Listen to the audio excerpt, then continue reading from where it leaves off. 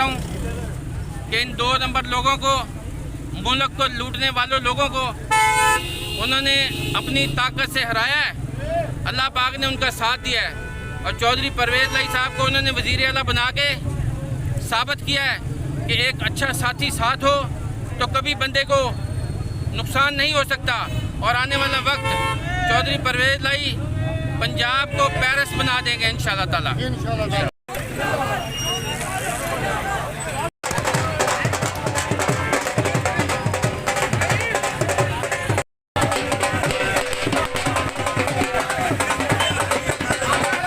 आज परवेज़ लाई साहब के वज़ीर आला मुंतखब होने पर पूरे पंजाब, ख़ास तौर पर जनूबी पंजाब जो है अब साफ खुशी की लहर दौड़ गई है। जो चौधरी साहब ने जनूबी पंजाब में बेअंतहा मेहनत की और बहुत सारे काम किए, जिसकी वजह से चौधरी परवेज़ लाई का नाम है एक। और चौधरी परवेज़ लाई अंतहाई तजर्बाकार आदमी है और वो सबको साथ लेकर चलेंगे और इंशाअल्लाह ताला पाकिस्तान और पंजाब मज़ीद तरक्की की तरफ गामज़न होगा। जो इन लोगों ने और लुटेरों ने इसका सत्यानाश कर दिया है, इंशाअल्लाह ताला मुल्क का बेहतरी की तरफ जाएगा और ये आने वाली नस्लों के लिए बहुत बेहतर हुआ है।